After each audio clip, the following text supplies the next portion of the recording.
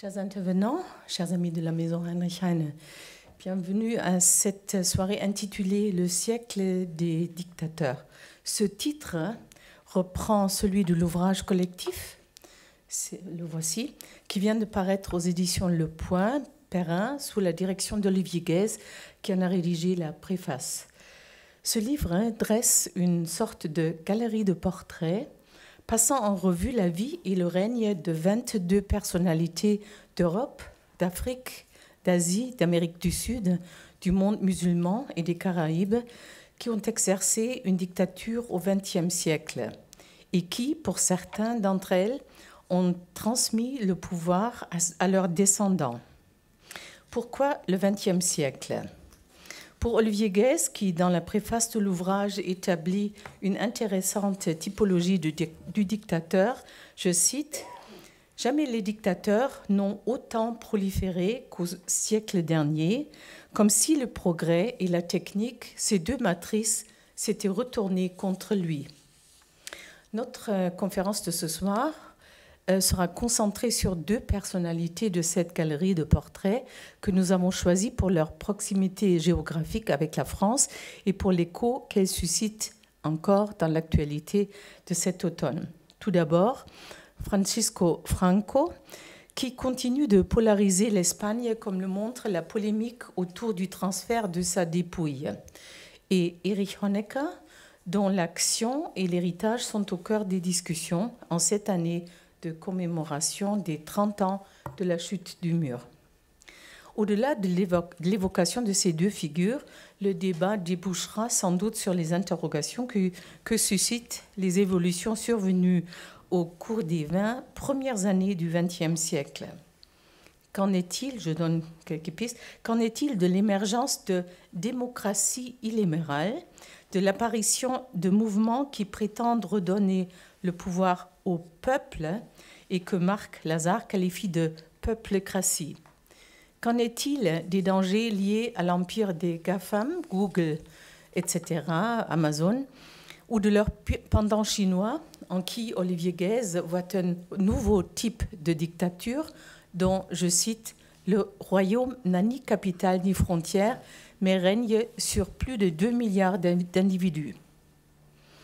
Pour évoquer ces questions complexes, nous nous réjouissons d'accueillir ce soir Madame Emmanuelle Raimondi, journaliste, auteure notamment du livre, et il est ici, Profession dictateur, qui vient de sortir aux éditions de l'Archipel et traite des hommes forts du début du XXe siècle.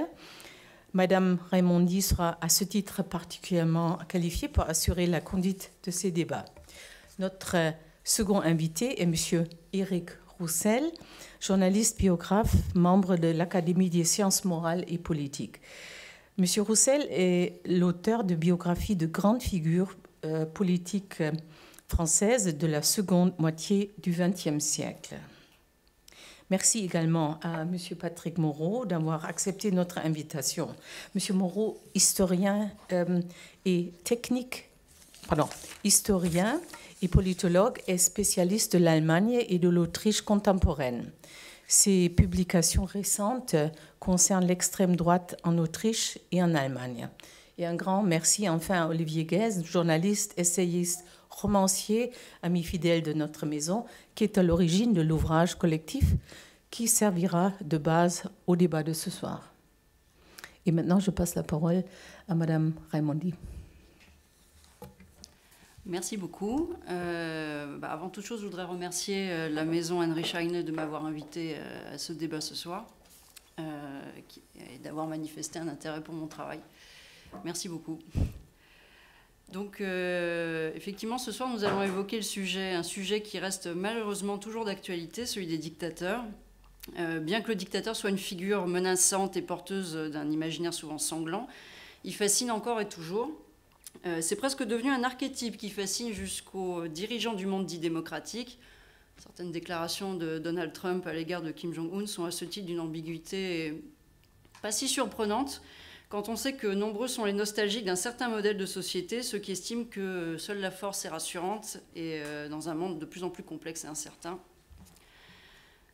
Le pouvoir autoritaire peut prendre de nouvelles formes, s'adapter aux nouvelles technologies, surtout en faire usage pour servir ses propres intérêts, mais finalement, aujourd'hui comme hier, le fond reste le même. C'est souvent un homme, c'est étrangement une carrière où on ne trouve pas de femme, en tout cas moi j'en ai pas trouvé. Un homme obtient le pouvoir soit par héritage, soit par la force, soit par les urnes, et l'exerce ensuite sans partage, souvent au service d'une idéologie, mais le plus souvent le but est encore bien plus simple, conserver ce pouvoir chèrement acquis le plus longtemps possible en éliminant toutes les menaces, qu'elles s'incarnent dans des personnes, des groupes de personnes ou dans le droit. Et très souvent, bien qu'il soit, et je cite pour le coup une phrase de l'ouvrage d'Olivier Guèze, bien qu'il soit de tous les hommes celui qui veut le moins mourir, c'est souvent seule la mort qui peut venir à bout du dictateur. Qu'elle vienne d'un peuple qui se révolte, comme pour Kadhafi, ou qu'elle prenne le dictateur tranquillement dans son lit, comme ce fut le cas pour Franco, et nous aurons l'occasion d'en parler. Donc certains dictateurs, bien que morts depuis longtemps, continuent encore de marquer l'actualité parce qu'ils ont encore leurs fidèles, ceux qui entretiennent leurs souvenirs ou font leur apologie.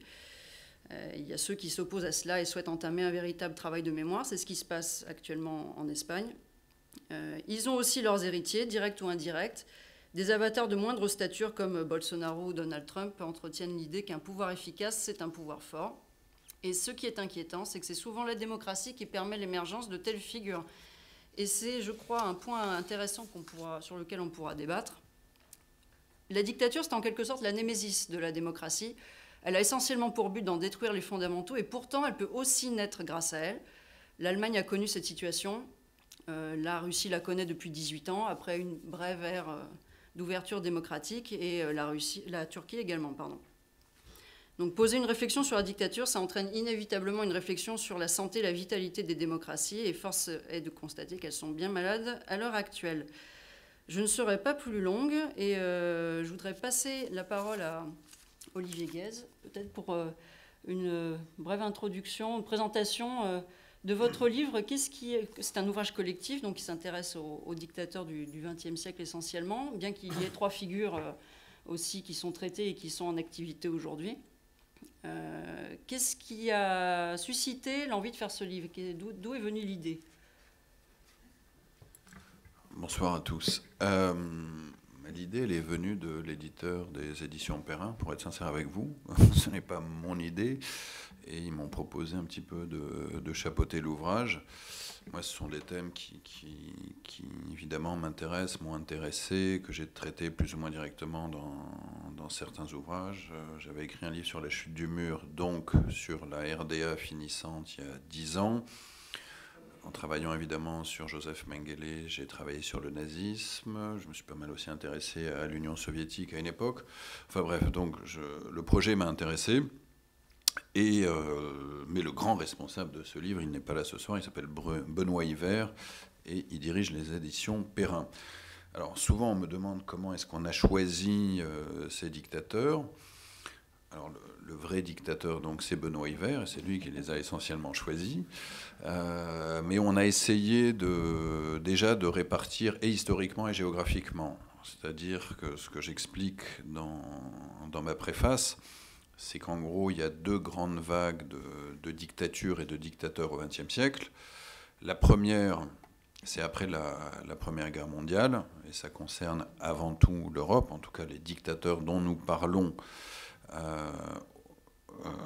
avant 1939-1945, ce sont des dictateurs européens, même si évidemment il y avait d'autres dictateurs. Et ensuite, ce sont essentiellement, mais pas seulement, puisqu'il y a quelques dirigeants de ce qu'on a appelé le bloc de l'Est, ce sont essentiellement des dirigeants venus d'Afrique, d'Asie et d'Amérique du Sud. Le point essentiel, je pense, pour comprendre un petit peu pourquoi ce XXe siècle, on l'a qualifié de siècle des dictateurs, c'est que le XXe siècle, comme vous le savez bien évidemment, est un siècle de gigantesque chaos politique, et c'est toujours du chaos politique que surgit la dictature et que surgit le dictateur. Les 2 phases dont je vous ai parlé, donc après 14-18 et après 45, correspondent à des phases de gigantesque chaos. Et pour bien comprendre pourquoi le XXe siècle est le siècle des dictateurs, il faut regarder une carte du monde en 1914. et vous constaterez qu'à l'époque, le monde est divisé en grands royaumes et en grands empires. Évidemment, il y a quelques exceptions comme la France républicaine, mais fondamentalement, vous avez beaucoup de vieux royaumes et de grands empires. Après 1918, les grands empires européens disparaissent. La Russie tsariste, l'Autriche-Hongrie, l'Allemagne dirigée par les Prussiens et évidemment l'Empire ottoman. Du chaos né de la disparition de ces empires, crise économique, crise politique, quelquefois guerre civile, surgissent des hommes forts, en tout cas prétendus forts, qui proposent des solutions toujours simples à des problèmes immensément compliqués. Et donc vous avez cette première phase de dictateurs européens. Ça commence évidemment avec la révolution bolchevique, Lénine, suivi par Staline quelques années plus tard. Ensuite, c'est l'Italie, très rapidement. Grande période de chaos aussi en Italie, au début des années 20. Donc Mussolini arrive au pouvoir en 1922. Ensuite, double chaos en Allemagne, la perte de la Première Guerre mondiale et évidemment la crise économique de 29. Hitler arrive en 1933. L'Espagne, on en parlera, c'est la guerre civile. Et Franco va s'immiscer dans la politique et prendre le pouvoir au moment de la guerre civile. Donc ça, c'est pour la première phase. Mais on aurait pu parler d'autres dirigeants européens de l'entre-deux-guerres, puisque à la fin des années 30, plus de la moitié du continent européen est dirigé par des dictateurs. Et puis après 1945, vous avez des dictateurs en Europe centrale et orientale, imposés par l'Union soviétique. C'est le cas d'Honecker, qui arrive au pouvoir en 1971. Et puis surtout, vous avez la disparition des grands empires coloniaux, français et britanniques. Et du chaos né de ces décolonisations, de la disparition de ces empires, vous avez une immense vague de dictateurs en tout genre, en Asie, en Afrique et en Amérique du Sud. En fait, on aurait pu écrire 3 tomes, puisque la plupart des dirigeants africains nés de la décolonisation sont des dictateurs. Beaucoup de dirigeants asiatiques sont des dictateurs. Quasiment tous les dirigeants du Moyen-Orient, du monde arabe, sont des dictateurs. L'Amérique du Sud, on aurait pu mettre d'autres dictateurs. Donc vous avez vraiment ces 2 grandes vagues. Et puis le seul cas un petit peu unique dans cette histoire, c'est la République islamique.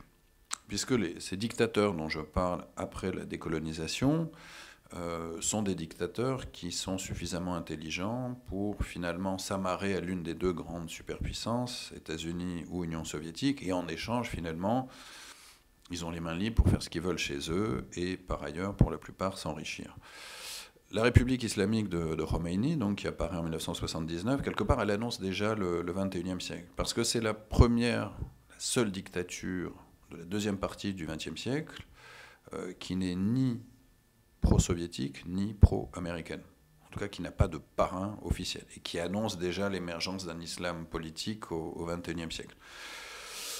Voilà, en gros, une très brève introduction de mon introduction. Et je laisse la parole, je vous redonne la parole, Emmanuel. Merci. Peut-être, du coup, on pourrait commencer par analyser un petit peu quels sont ces personnages, qui sont finalement des gens comme les autres. Effectivement, donc, vous l'avez dit, sont des hommes au XXe siècle. Il y a peut-être eu des dictatrices, enfin, j'en suis sûr même qu'il y a eu des dictatrices par le passé, peut-être certaines impératrices byzantines ou des impératrices de Russie, chinoises, même peut-être Cléopâtre, je ne sais pas. Mais au XXe siècle, ce sont tous des hommes, en effet. Moi, ce que j'ai remarqué, c'est que très souvent, pas tous bien évidemment, mais souvent ils sont de petite taille. Et donc j'ai fait une liste de dictateurs de moins d'1m70, et il y en a un certain nombre. Mais Saddam Hussein était grand, par exemple, donc ça ne veut rien dire. Et plus sérieusement, ce qui est assez frappant, c'est que la plupart, sinon la majorité, vient de milieux défavorisés. Ça, c'est quelque chose de très frappant lorsqu'on lit les différents chapitres de ce livre. Très souvent, le rapport au père a été immensément complexe. Soit les pères n'ont jamais été connus, soit c'était des fils illégitimes, soit c'était des rapports extrêmement complexes. Par exemple, dans la contribution concernant Franco, vous nous parlerez peut-être de la relation au père, que je trouve très intéressante concernant Franco, ou alors sinon c'est vraiment la toute petite bourgeoisie. Ce sont des gens qui en général ont fait des carrières assez médiocres, mais qui ont toujours eu évidemment un ego gigantesque et incroyablement ambitieux. Et je parlais du chaos dans mon introduction. Sont des gens qui évidemment ont une très vive intelligence et qui comprennent où se positionner et comment se positionner lorsque la brèche de l'histoire s'ouvre. Mais au départ, ce sont des gens qui sont incroyablement loin du pouvoir. Franco, Honecker, Ansart, sans même parler d'Hitler lorsqu'il est étudiant aux Beaux-Arts, ou Staline lorsqu'il fait le bandit en Géorgie, sont à des années-lumière du pouvoir quand ils sont jeunes. Mais à un moment, l'histoire intervient, l'histoire s'accélère, une brèche s'ouvre, et ils sont là. Et ils sont là, et leur intelligence manœuvrière va les propulser. Et donc ils savent jouer les uns contre les autres, ils savent éliminer, n'ont évidemment aucun scrupule, et arrive le moment de la prise du pouvoir. Alors vous l'avez rappelé, soit c'est par les urnes, Hitler, mais aussi les fascistes italiens, hein, qui sont très populaires au début des années 20, ils ne sont pas majoritaires, mais ils sont très populaires. Ou alors c'est le coup d'État classique comme Lénine, ou alors suite à une guerre civile comme Franco, comme Mao, et un certain nombre d'entre eux. Et puis après, il faut faire très très vite. Ce qui est très frappant lorsqu'on lit les différents chapitres de ce livre, c'est l'urgence du dictateur à imposer sa marque. Donc il s'agit très très rapidement d'isoler, éliminer, exiler toute forme d'opposition. C'est de mettre la main vraiment sur les trois pouvoirs, exécutif, législatif, judiciaire. Et c'est une espèce d'exercice d'équilibriste où à la fois il faut faire peur, donc c'est ce qu'on va appeler la terreur, et d'un autre côté faire rêver une partie de la population. Donc on va proposer toujours un horizon généralement très lointain, et pour atteindre cet horizon, il faudra évidemment consentir un certain nombre de sacrifices. Autre chose de très frappant, c'est que ce sont de formidables auteurs de fiction. On se projette, on imagine quelque part un avenir radieux, que ce soit chez Mao, chez Hitler, chez les bolcheviks et chez quelques autres. Ce sont de grands metteurs en scène, donc tous les congrès du parti, les parades sur la place rouge, dans la Chine de Mao, encore aujourd'hui en Corée du Nord.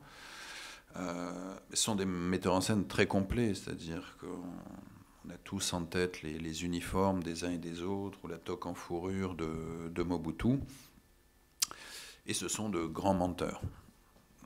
Les mots sont vidés de leur sens, et il est étonnant de constater le nombre de dictateurs ayant parlé de paix tout au long de leur règne, par exemple. Et parlant toujours évidemment au nom du peuple, et puis vous l'avez évoqué, ce sont des survivants paranoïaques. Ça, mais alors, tous, c'est très très étonnant. Et pour préparer mon introduction, ma préface au livre, j'ai lu Masse et puissance d'Elias Canetti, qui est un ouvrage absolument fascinant. Et c'est lui qui parle de survivants paranoïaques. Il s'agit vraiment d'être le dernier homme. Le dictateur est celui qui détient tous les secrets, personne d'autre. Il ne partage ses secrets avec quiconque. Il joue systématiquement les uns contre les autres, il les élimine, il les promeut, il les rétrograde. Et toujours avec cette idée d'être le dernier survivant. Et ça marche effectivement pour tous les dictateurs de ce livre et tous les autres qui ne sont pas mentionnés dedans, tous les dictateurs d'aujourd'hui. Voilà, très rapidement, une espèce de... on va dire une autre introduction. Effectivement, pour rebondir sur ce que vous disiez dans le rapport rapports complexes, par exemple, au père. Moi, mon ouvrage s'est attaché à présenter des figures des dictateurs en exercice, donc tous vivants à l'heure actuelle. Et j'ai évoqué notamment le cas de Cuba, le cas de Raúl Castro, qui est toujours vivant. Même s'il n'est plus officiellement aux commandes, il reste quand même toujours dans l'ombre et toujours en exercice. Le rapport de Fidel et de Raoul à leur père est clairement constitutif de leur personnalité. Dans un autre chapitre, je parle de Ramzan Kadyrov en Tchétchénie, c'est pareil. Et lui, son père de substitution, en plus, après la mort de son père biologique, ça a été Vladimir Poutine. Typiquement, là encore, pour rebondir sur quelque chose que vous évoquiez, Ramzan Kadyrov, il est au pouvoir clairement par hasard. Et certainement pas grâce à ses compétences intellectuelles et sa grande intelligence. Il en est totalement dépourvu. C'est uniquement parce qu'il était un outil utile dans la main de Poutine pour garder la Tchétchénie et assurer que le pays ne se rebelle plus. Ça fait depuis 2007 qu'il est au pouvoir et c'est bien parti pour durer. Donc ça donne des situations très très compliquées. Dans la galerie de personnages que vous avez, il y a deux personnages qui sont quand même très atypiques, Honecker et Franco, qu'on ne peut pas totalement mettre sur le même pied d'égalité qu'un Hitler ou un Mao. Peut-être vous pourriez nous parler, M. Moreau ou M. Roussel, l'un ou l'autre le premier, de la particularité de ces personnages qui sont quand même vraiment très, très différents de beaucoup d'autres dictateurs de ce livre. Monsieur Moreau. Oui, effectivement, je crois que typologiquement, un cas comme celui d'Honecker est quand même relativement différent des grands dictateurs. Pour plusieurs raisons. D'abord parce que les grands dictateurs eux-mêmes ont toujours été, que ce soit Hitler ou Mao Tse-tung, je dirais, indépendants. Ils ont leur monde qu'ils tentent de contrôler. Mao Tse-tung a bien sûr, au début de sa montée en puissance, utilisé l'Union soviétique ou a été utilisé par l'Union soviétique. Mais fondamentalement, la différence qu'il existe avec Honecker, c'est qu'Honecker est un élément, une petite pierre de touche dans le système communiste international. Il n'a jamais eu d'autonomie politique, à aucun moment. Le choix lui-même d'Honecker a été, je dirais, un choix au milieu d'un grand nombre de fonctionnaires qui ont fait tous les écoles du parti, qui ont tous été à Moscou, qui ont tous connu l'élite dirigeante à Moscou. Et le choix qui a été effectué sur des critères non pas de brillance, mais je dirais de solidité attendue. Et la notion de solidité attendue dans les systèmes communistes, c'est lié à la notion de culpabilité possible de celui qu'on va faire nommer comme chef du parti. Honecker a, dans sa musette politique, vous le lirez peut-être dans le livre, énormément de zones d'ombre. Et ces zones d'ombre étaient parfaitement connues à la fois de la direction moscovite et plus tard du chef d'Erich Mielke, qui était le chef de la Stasi. Justement parce que Honecker n'a jamais eu un passé totalement clair, et je fais référence peut-être aussi au cas de Georges Marchais, qui lui aussi a quelques zones d'ombre, fondamentalement a fait qu'il a toujours été complètement contrôlé par Moscou. Et sa chute a été entraînée au moment où il n'a pas compris que Moscou souhaitait un changement d'orientation. C'est-à-dire qu'il a été l'instrument docile du pouvoir soviétique, mais il a mal compris la réorientation voulue par Gorbatchev. À partir de ce moment-là, il était condamné parce que, de facto, même s'il n'y a pas de véritable phénomène de résistance contre Gorbatchev, il était condamné. Par contre, son successeur, Egon Krenz, lui, qui cherchera effectivement à s'éloigner véritablement du modèle soviétique et plaidera, enfin du modèle soviétique de la perestroïka, et plaidera pour une solution à la chinoise, à la Tiananmen, sera effectivement liquidé au plus vite par l'appareil de Moscou. Donc fondamentalement, il y a des différences importantes typologiquement. C'est-à-dire que nous avons affaire avec Honecker à un petit dictateur relativement sanglant, mais aussi avec, et vous avez raison sur ce point, une première modernisation de la problématique de la terreur. C'est-à-dire que nous avons, sous la période stalinienne, très clairement une pratique de la terreur qui va par les camps de concentration, par les massacres de masse. Ce n'est absolument pas le cas avec la RDA. Honecker, 1981, fait interdire la peine de mort en RDA. Je ne parle pas des liquidations opérationnelles qui ont été faites par la Stasi à l'Ouest, mais fondamentalement, là, il y a une différence très claire. Deuxièmement, encore une fois, la pratique de la terreur est abandonnée et il y aura une réflexion, et on le voit dans les archives de la Stasi, sur la nécessité en 1989 de tirer ou pas. Il y a des bandes assez amusantes qu'on a retrouvées dans les archives de la Stasi, en particulier à la Leipzig, sur ce point. Mais de manière très claire, l'appareil du parti a abandonné l'idée que la terreur puisse tenir les masses. Or, les grands dictateurs, que ce soit Adolf Hitler ou que ce soit Staline, n'ont jamais abandonné cette idée. Staline est allé jusqu'au bout de sa logique destructrice. Donc, encore une fois, je dirais que Honecker est pratiquement postmoderne déjà par rapport aux grands dictateurs que vous avez analysés ou présentés. En soi, encore une fois, sa relation au système communiste est l'interprétation et la clé essentielle de sa fonction, de son rôle et aussi de son échec. Monsieur Roussel, peut-être nous parler un petit peu de Franco, qui est aussi assez atypique dans cette galerie de portraits. Oui, Franco est atypique, je dirais surtout au fond par l'issue de sa dictature, parce que c'est ça qui est assez curieux et qui explique d'ailleurs tous les problèmes de mémoire auxquels l'Espagne est actuellement affrontée. C'est que, en forçant un peu la note, mais enfin à peine, on peut dire que d'une certaine façon, la démocratie espagnole que Franco s'est acharné à museler lui doit finalement quand même quelque chose, parce qu'il y a eu une transition qui a été, comment dire, est-ce que ça a été vraiment voulu par lui? En tout cas, il ne l'a pas entravé. Il y a eu une conversation, le premier ministre nommé par le roi d'Espagne, par Juan Carlos, qui a succédé donc à Franco, ce premier ministre qui s'appelait Adolfo Suárez, qui est mort il n'y a pas tellement longtemps. Suárez, c'était un homme du système, de franquiste. Et puis, il avait même un poste assez important. Et peu de temps avant la disparition de Franco, quand Franco est tombé malade, vraiment un an avant sa disparition, Suárez a eu une conversation avec lui. Il lui a dit vous devez être bien conscient. Et c'était après, il faut souligner, c'était après, je crois, l'assassinat de l'amiral Carrero Blanco. Carrero Blanco était l'homme lige, au fond, de Franco, celui qui était c'était quelqu'un qui était un militaire tout à fait sur la même ligne que Franco. C'était une sorte de catholique intégriste, parce que c'était ça, finalement, ce qui est le fond de Franco. Carrero Blanco, c'était ça. C'était un homme certainement encore même plus rigide, sans doute, que Franco. Et il était là. Il avait été nommé par Franco à la fin chef du gouvernement, puisque Franco, pratiquement pendant toute la durée de son pouvoir, a cumulé les deux fonctions. Il était à la fois chef de l'État et chef du gouvernement. Et puis, bon, il a vieilli. Il y a à partir du début de 69, quelque chose comme ça, il y a eu ce processus qui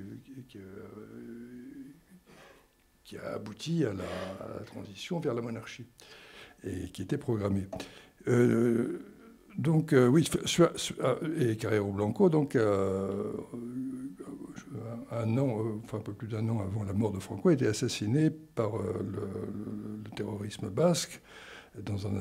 Et donc, ça a mis complètement par terre le système que Franco voulait. Parce que l'idée de Franco, c'était de de voir Juan Carlos lui succéder, mais avec quelqu'un comme Carrero Blanco qui aurait, si je puis dire, serré les boulons et l'aurait obligé à rester dans la ligne. La mort de Carrero Blanco, évidemment, a tout changé, parce qu'il n'y avait plus Franco était déjà âgé, il n'avait plus quelqu'un sous la main pour le remplacer. Donc ça et Suárez, donc, qui a eu cette conversation avec Franco, il lui a dit, vous savez, est-ce que vous avez bien saisi qu'après vous, le système s'effondrera, l'Espagne deviendra démocratique. Et il rapporte que Franco n'a rien dit, donc il en était d'une certaine façon conscient. Et on a des raisons de penser que le choix même de Juan Carlos aussi est assez intéressant, parce que c'est quelqu'un qu'on n'a pas vu arriver. Au début, il était assez falot, disait qu'il était complètement dans la main de Franco. Et puis, avant même, au fond, qu'il succède à Franco, il avait quand même commencé à prendre des contacts. Enfin, on voyait bien qu'il ne serait pas simplement le double de Franco. Donc, si vous voulez, c'est quelque chose d'un peu ambigu, parce que, d'abord, Franco est mort donc, en novembre 1975, et à la différence d'Hitler, qui est mort, comme on sait, de Mussolini aussi, qui a été massacré, eh bien, Franco est mort dans son lit, au terme d'une agonie absolument épouvantable, prolongée par ses proches d'ailleurs, à des fins personnelles d'ailleurs, parce qu'il fallait qu'on voulait le faire mourir le jour anniversaire de la mort de José Antonio Primo de Rivera, qui était le fondateur de la Phalange. C'était une date symbolique qui aurait permis de... Et puis accessoirement, il y avait aussi une échéance qui aurait permis de renouveler les instances gouvernementales dans le sens souhaité par les gens qui souhaitaient que le système n'évolue pas. Bon, enfin, en tout cas, Franco est mort donc en novembre 1975, et il a été, vous pouvez regarder les vidéos de son enterrement, il y avait une foule absolument considérable. Et alors, certes, il n'y avait pas beaucoup de représentants étrangers à ses obsèques, je crois qu'il n'y avait que Pinochet, autre dictateur, mais il n'est pas, si vous voulez, complètement assimilable aux autres, même aux deux autres, à Hitler et à Mussolini. Il y a une différence comment dire, d'abord, il a duré beaucoup plus longtemps, il a fini d'une façon tout à fait différente. Et puis il y a d'autres différences. Par exemple, Franco, pour des raisons pas très bien connues, a eu une politique vis-à-vis des Juifs. On ne peut pas dire qu'il était vraiment philosémite, mais enfin, en tout cas, il n'a pas persécuté les Juifs. Et il a joué, au fond, un rôle relativement... Enfin, il est perçu comme ça, en tout cas. Ça demanderait à être nuancé. Enfin, le fait est qu'il n'y a pas eu de persécution antisémite visant les Juifs en Espagne. Donc Franco avait une obsession, c'était les francs-maçons. Et ça, c'est le fil rouge de toute sa vie. Et sans doute parce que vous parliez du rapport qu'il avait avec son père. Son père était vraiment son exacte antithèse. C'est-à-dire que Franco était un personnage on peut dire bigot même. Enfin, bon. C'est ça le fond de sa personnalité. C'est vraiment une religiosité extrême. Et Franco donc, avait un père qui était absolument le contraire, qui était ce qu'on appelait un noceur. Il est parti vivre avec une autre femme à Madrid. Au fond, il a abandonné sa famille. Et il n'est même pas exclu qu'il n'ait pas été franc-maçon. Donc cette obsession maçonnique de Franco, qu'on retrouve, avant de venir ici, je regardais un petit peu les vidéos sur Franco. Il y a une vidéo extraordinaire qui est un mois avant sa mort. Il y avait eu encore, ça montre quand même aussi l'ambiguïté, parce qu'il y a eu certes cette évolution vers la démocratie finalement, mais dans la dernière année, il y avait eu un durcissement consécutif à l'assassinat de Carrero Blanco, et il y a encore eu des condamnations à mort. Et contrairement à ce qu'il avait fait les années précédentes, il les a fait exécuter. Donc ça avait suscité une immense émotion, même jusqu'au pape d'ailleurs, qui était Paul VI, qui l'avait plus ou moins désavoué. Et donc il y a eu cette idée de rassembler les Espagnols autour de Franco. Il y a eu un mois avant sa mort une manifestation monstre sur la place d'Orient, c'est-à-dire la place qui est devant le Palais Royal de Madrid. Et Franco était complètement cacochi, mais enfin, on voit qu'il était très atteint par la maladie de Parkinson. Et il fait un discours, son dernier discours. Il est entouré d'ailleurs de Juan Carlos, qui fait une drôle de tête d'ailleurs. Et il y a tous les hiérarques du... Et Franco dit qu'une fois de plus, l'Espagne est attaquée par une coalition maçonnique. Enfin, c'est vraiment une obsession. Et c'est ça, à mon avis, c'est vraiment... c'est un des fils conducteurs de sa vie. Et ça se rapporte à son passé et au rapport qu'il avait avec son père, certainement. Voilà. Enfin, tout ça demanderait d'être un peu ordonné, mais... C'est vrai que Franco était... Ce qu'on peut dire, c'est que c'est un personnage qui a été... évidemment, il n'est pas... vous l'avez dit au début, tout à fait avec raison, on ne peut pas l'assimiler, ce n'est pas un tueur de masse.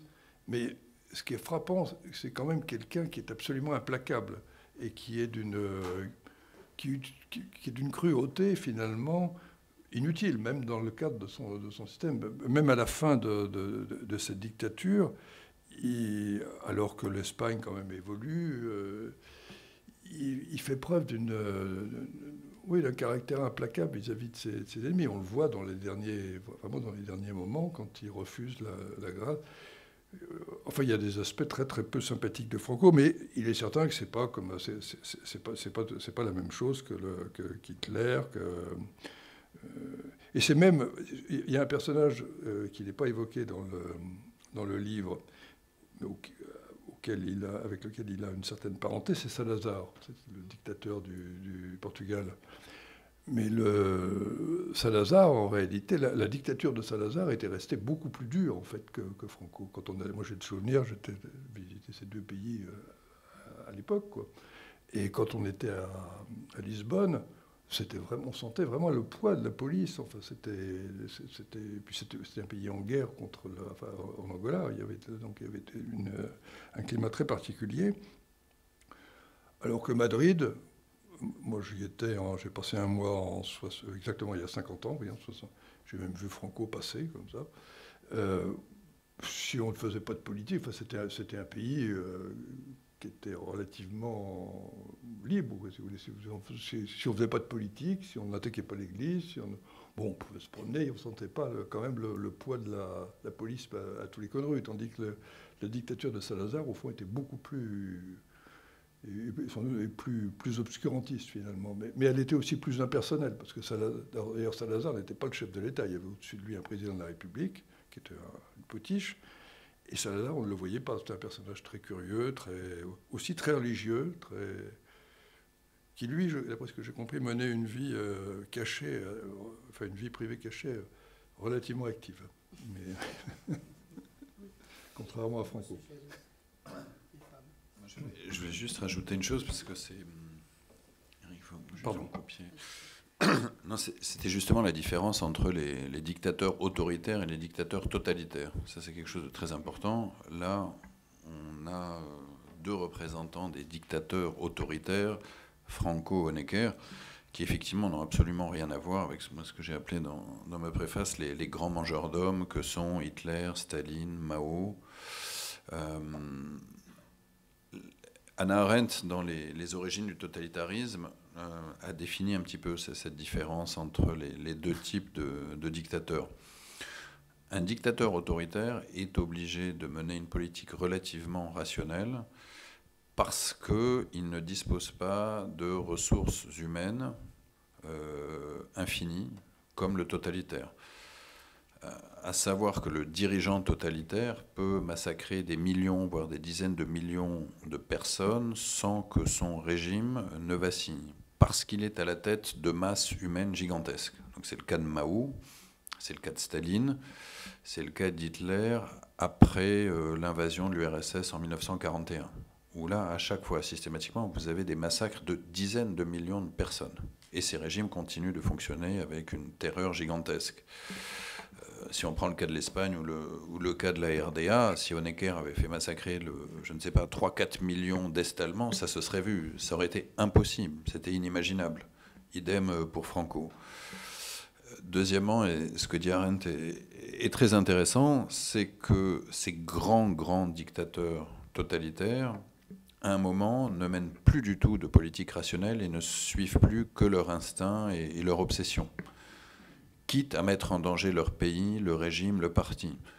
Effectivement, lorsque Staline, dans sa paranoïa, fait massacrer à peu près les 2/3, voire plus, de l'état-major de l'armée rouge à la fin des années 30, c'est totalement suicidaire. Et c'est la raison pour laquelle l'Union soviétique a failli perdre la Seconde Guerre mondiale après l'invasion allemande en 1941.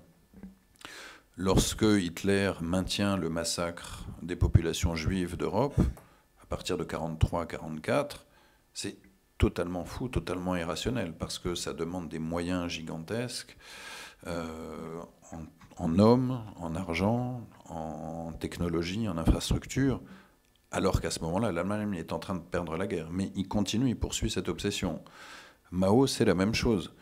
Lorsqu'il lance le grand bond en avant à la fin des années 50, l'économie chinoise est quasiment ruinée au bout de 3 ans, tellement cette politique est farfelue. Et ça cause aussi la mort de plusieurs millions de personnes. Donc ça, c'est la grande différence entre les autoritaires et les totalitaires. Et puis, vous l'avez évoqué, le troisième point, ce sont les camps. Il n'y a pas de camps en Espagne. En tout cas, des camps de concentration, des camps de travail, évidemment des camps d'extermination.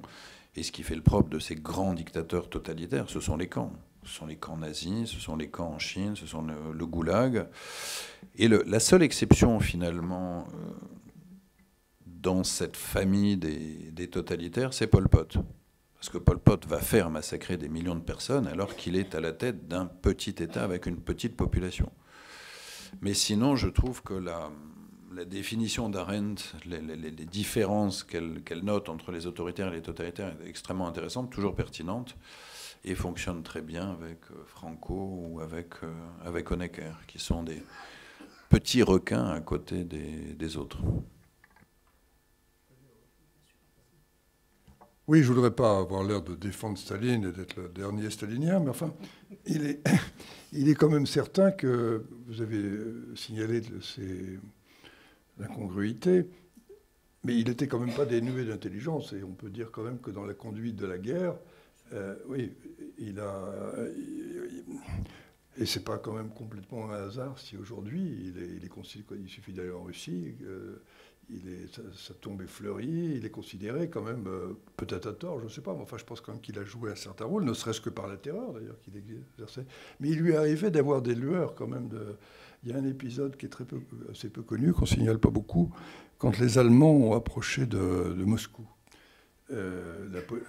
Ça a suscité dans la ville une immense panique.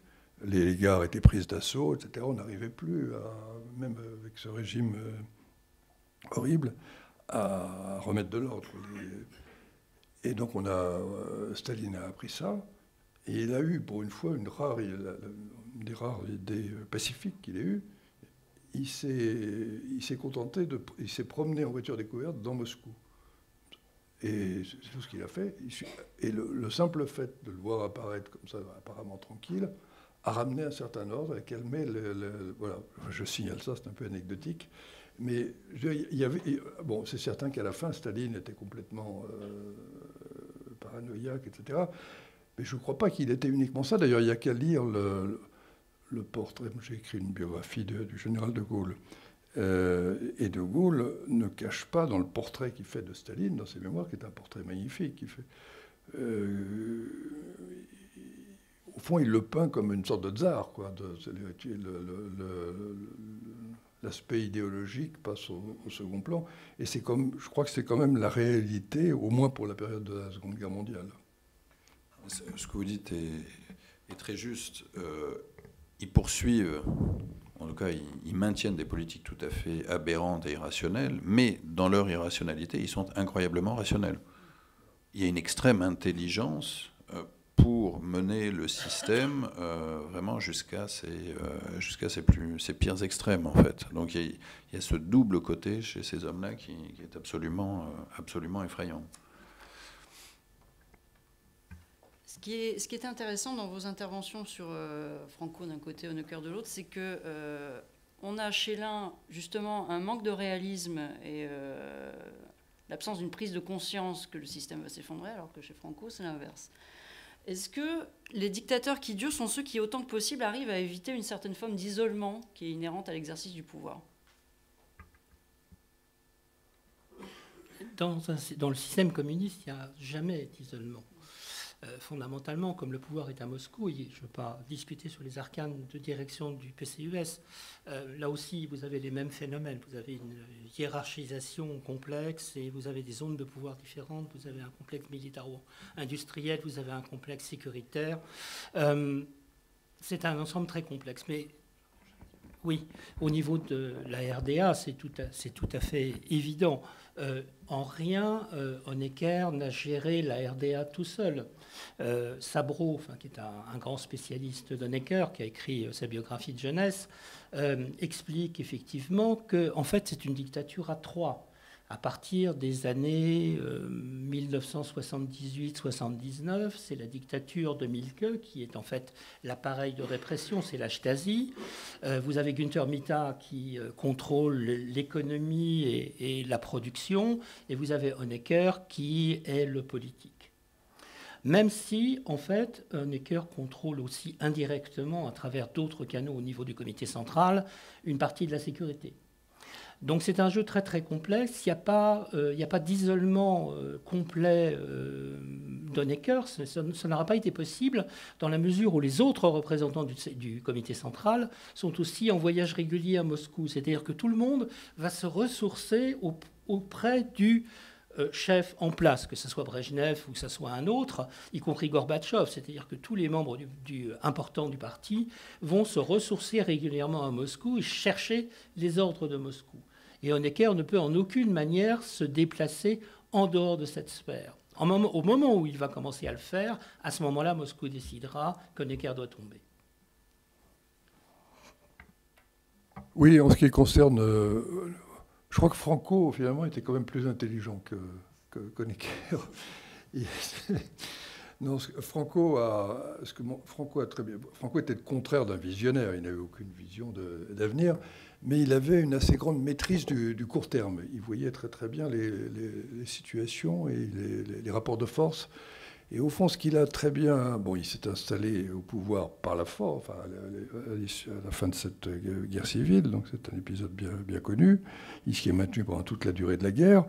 Et les choses auraient pu mal tourner, finalement, au moment après la guerre, quand toutes les autres dictatures ont disparu, enfin les dictatures comparables, celle d'Hitler et celle de Mussolini. Il aurait pu se trouver complètement isolé. Ça a été le cas un certain temps. Il a été un peu mis au banc de la bonne société européenne. Mais il a très bien compris, finalement, que dans le contexte de la guerre froide, on aurait besoin de lui. Et c'est ce qui s'est passé. Et ça explique tout le jeu qu'il a eu, notamment avec les Américains, parce qu'il y a eu des voyages. Eisenhower est venu visiter l'Espagne, Nixon à la fin aussi. Bon, donc il y avait des bases aussi américaines. Non, donc Franco a très bien compris ça, très bien compris que c'était le moyen pour lui de durer, c'était de s'insérer dans ce contexte Est-Ouest, dont il était quand même un élément qui n'était pas complètement négligeable. Et je pense que ça a joué largement en sa faveur. Alors, et puis il y a aussi le fait quand même que la société espagnole, c'était assez visible dans le courant des années 60. Au début des années 60, l'Espagne était encore un pays largement sous-développé. Je me souviens, on prenait des trains, à la frontière, c'était des trains en bois. C'était effarant, vraiment des trains en bois. 10 ans plus tard, c'était des trains, je ne dis pas que c'était le TGV, mais enfin c'était tout de même, il y avait des trains qui marchaient, ça s'était modernisé. Et puis quand on allait à Madrid, il y avait quand même un assez grand développement.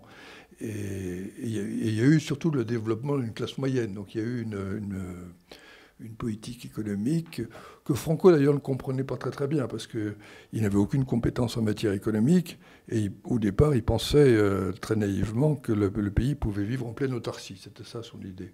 Et puis bon, il a vu que ça ne marchait pas. Et là aussi, il a fait preuve d'une certaine intelligence alors qu'il n'avait aucune compétence en matière économique. Il a laissé le pouvoir à des gens, à des technocrates finalement, et qui ont amorcé une sorte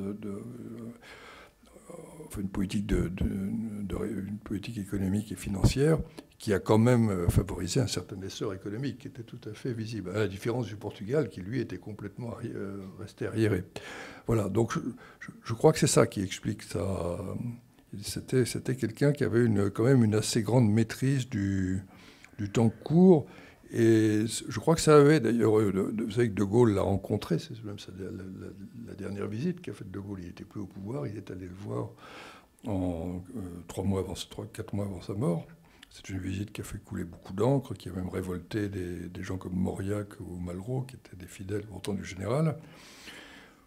Mais De Gaulle avait tout de même... Bon, Franco était très diminué, Mais De Gaulle a dit à plusieurs témoins qu'il avait quand même été frappé par son intelligence, que c'était pas quelqu'un complètement, c'était pas complètement, enfin, une sorte de hurluberlu.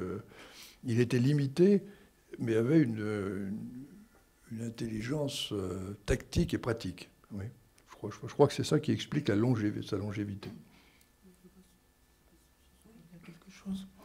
Oui, je vais me permettre de vous lire une citation parce qu'elle résume, si vous voulez, un petit peu l'ère Honecker. Je pense qu'il y a eu une véritable compréhension chez Honecker que le modèle Ulbricht, c'est le modèle de transition directement venu de l'Union soviétique, qui est encore la période où il y a une répression dure contre les sociodémocrates et tous les partis démocratiques. En fait, lorsqu'il arrive au pouvoir, il comprend effectivement que cette voie unique de la terreur ne marche pas. Et Sabro a écrit « L'ère Honecker se caractérise par un style politique reposant sur le primat d'une bureaucratie routinière et hyper-régulatrice. » C'est vrai lorsqu'on a vécu là-bas. Néanmoins, ce style était imprégné d'un mélange frappant de libéralisation et de répression, de fraîcheur juvénile et d'obstination due à la vieillesse, de détente culturelle et de durcissement politique, d'adhésion rigide aux normes idéologiques et d'impartialité élastique face aux ennemis de classe tels que Herbert Wehner et Franz Josef Strauss, le représentant des conservateurs.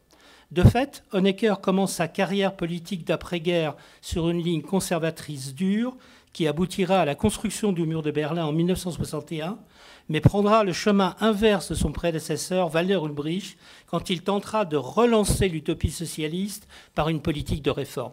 Et je crois que c'est un élément central, c'est-à-dire que pour comprendre partiellement la problématique Honecker aujourd'hui dans les nouveaux Bundesländer, c'est-à-dire la question oui ou non, y a-t-il une nostalgie de la RDA, il faut voir qu'une grande partie de la population actuelle a fait sa socialisation sous une période Honecker dans laquelle le socialisme a donné l'impression d'avoir réussi. Ce n'est pas quelque chose qu'il faut négliger, c'est-à-dire que l'existence de jardins d'enfants, une production économique qui vend essentiellement d'ailleurs à l'Ouest, qui augmente de manière régulière pendant une période assez longue, jusqu'aux fin des années 1983, l'effondrement économique de la RDA. Donc vous avez effectivement une perception chez Honecker, mais aussi chez Günther Mittag, qui est donc l'économiste du parti, que fondamentalement, pour tenir la population, il faut avoir deux massues. La première massue, c'est le système de maillage de la population à travers la police politique, qui est un élément extraordinaire. Enfin, c'est un élément de perfection tel que les Chinois s'en sont inspirés après. Et la deuxième dimension, c'est qu'il faut offrir aux gens du pain et des jeux. Et vous avez effectivement, dans une société de relative abondance à l'Est, je dis bien de relative abondance à l'Est, vous avez aussi une offre culturelle, on développe la musique pop, on favorise le cinéma est-allemand, l'architecture est-allemande, l'art allemand. Et vous avez donc, c'est un ensemble très composite. Et parallèlement, l'intensification de l'observation des populations s'accroît de manière permanente. Donc encore une fois, il y avait cette vision très claire chez Honecker. Il faut avoir la matraque d'un côté parce qu'on pourrait peut-être en avoir besoin. Et d'un autre côté, si on veut tenir les gens à long terme, eh bien, ma foi, il faut qu'ils puissent comprendre que le socialisme est positif.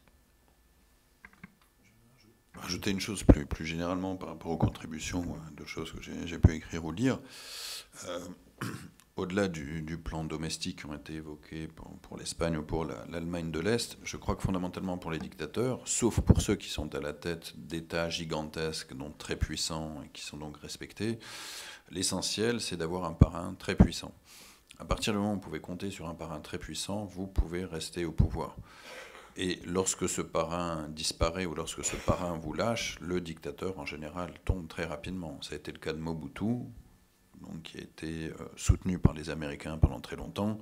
À partir du moment où la guerre froide se termine, les Américains n'ont plus besoin de Mobutu, et Mobutu va disparaître rapidement. C'est le cas de Stroessner au Paraguay, qui est également dans le livre. Honecker, c'est la même chose, d'une certaine manière. Le parrain soviétique décide qu'à un moment, il n'est plus dans l'air du temps et qu'il doit sauter. Franco, lui, a l'intelligence de quelque part de changer de logiciel, entre guillemets, de s'adapter à la nouvelle donne. Très proche des fascistes nazis dans les années 30, et puis s'acoquinant avec les Occidentaux, avec les démocraties occidentales contre le communisme. Et si on prend le cas de Bachar el-Assad aujourd'hui, finalement, Bachar a tenu parce qu'il s'est trouvé deux parrains très puissants, à savoir l'Iran et surtout la Russie.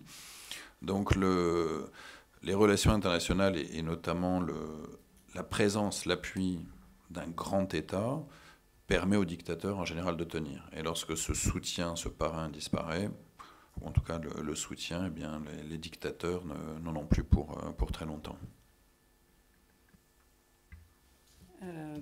Pour revenir sur ce que vous disiez, Monsieur Moreau, concernant les changements de logiciel, justement, des régimes qui, du coup, ça leur permet de durer. Moi, ce que j'ai observé, c'est que les dictateurs ne sont pas du tout en voie de disparition, sont effectivement en voie de mutation. Dans les dernières grandes dictatures encore en place aujourd'hui, la Chine fait figure de modèle quasiment, parce que justement, elle a ouvert la voie, enfin, elle a ouvert certains espaces de liberté, du pain, des jeux, de la consommation. Ça permet de durer, tout en surveillant encore davantage ses citoyens, grâce en plus aux nouvelles technologies. Un monde, comme le 21e siècle, avec des dictatures et les nouvelles technologies qu'on connaît, c'est vraiment un phénomène d'anticipation chargé d'angoisse. Comment on peut analyser ça ? C'est une véritable lecture des grandes dictatures antérieures. Il faut voir que tous les... que ce soit Xi ou Poutine ou les autres, ils ont parfaitement réfléchi sur les erreurs qui ont été commises. Ils ont compris aussi que les mécanismes de terreur simple ne fonctionnaient plus, ne pouvaient pas fonctionner à très long terme, et qu'on devait effectivement offrir cette double composante, à la fois d'un maillage complet, mais qui va bien au-delà encore que celui maintenant de la RDA, puisque vous avez un contrôle individuel maintenant qui est en train de se mettre en place. La RDA n'a pas atteint ce niveau.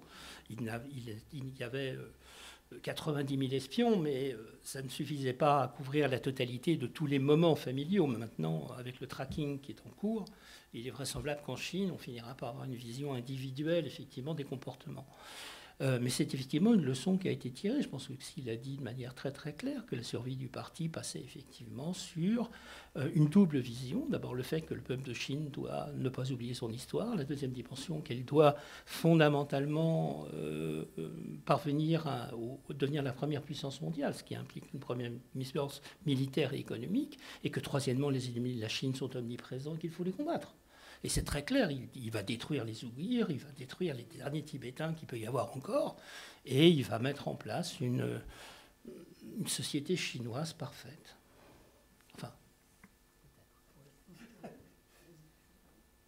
Oui, il me semble qu'il y a eu un changement quand même assez récent. Ça m'avait beaucoup frappé quand je suis allé au Vietnam il y a un peu plus de 10 ans. Bon, le Vietnam, c'est une dictature communiste. Bon. Mais c'est un pays où il y a eu une mutation aussi. Et comment ? Dong Mai. Oui. Et le pays, finalement, enfin, moi, c'est la première fois que j'y allais, l'impression que j'ai eue, c'est que le système avait acquis une certaine plasticité. Il y a un système, en fait, qui est assez capitaliste, un peu comme la Chine, bon, qui permet aux gens, les gens qui gagnent de l'argent, parce qu'il y en a ça leur arrive, peuvent sortir, faire à peu près dépenser leur argent, aller à l'étranger. Je crois qu'il y en a même beaucoup maintenant qui vont à l'étranger. Mais ce qui est très frappant, c'est que et ça, je ne sais pas, est-ce que c'est dans leur ADN, les libertés à l'occidental ne semblent guère intéresser les gens. On ne sent pas une revendication.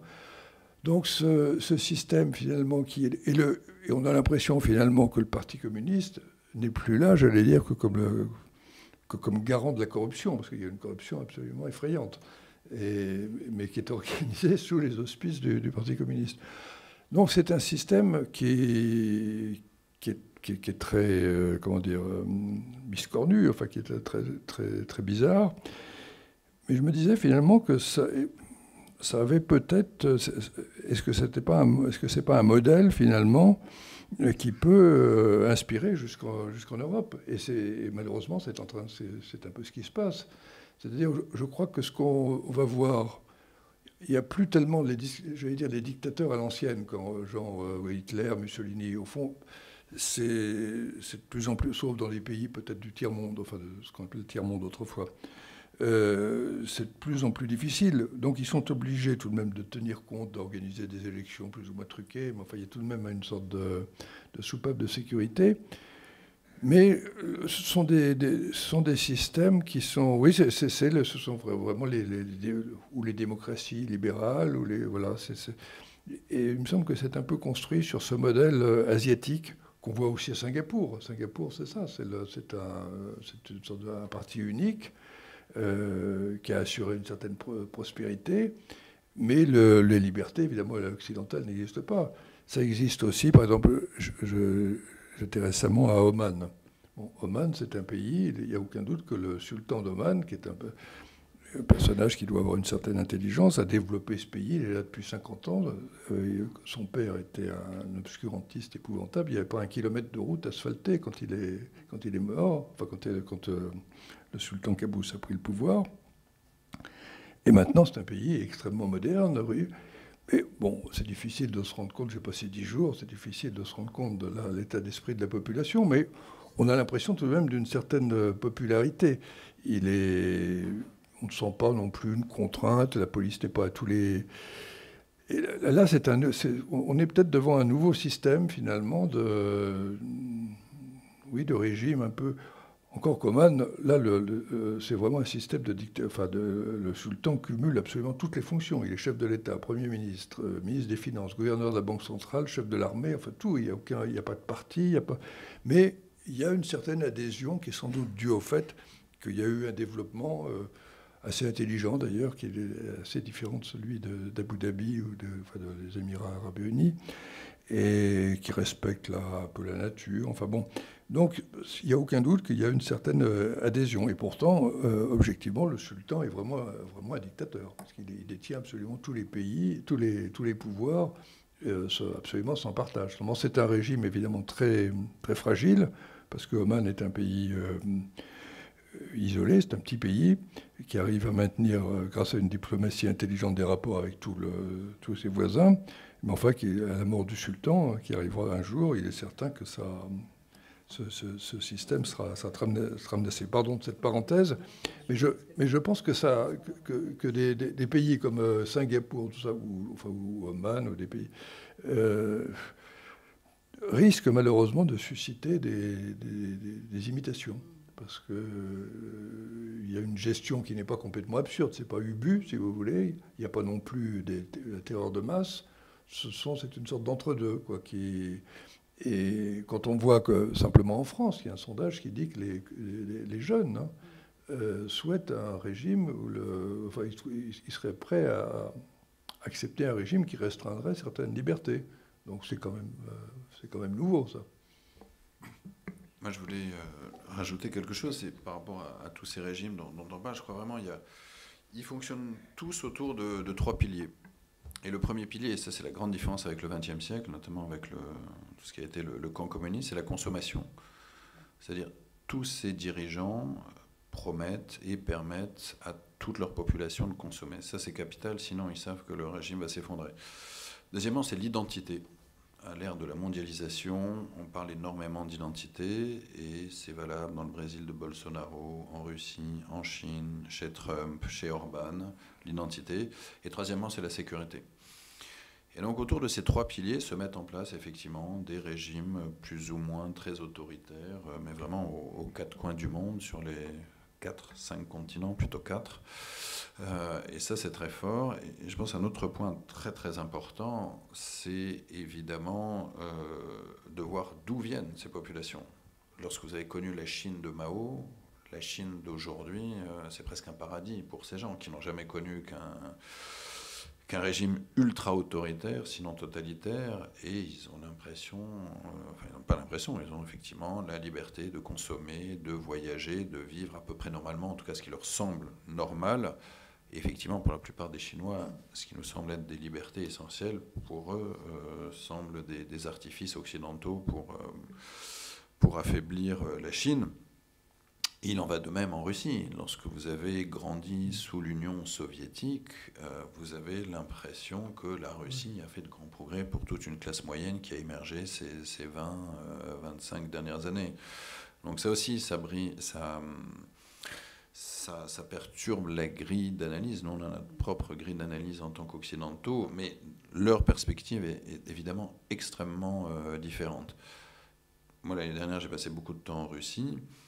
Et l'une des choses qui m'a le plus frappé, lorsque vous êtes à Moscou, donc vous avez l'un des métros les plus souterrains au monde, hein, qui est incroyablement profond, tout le monde a accès à Internet.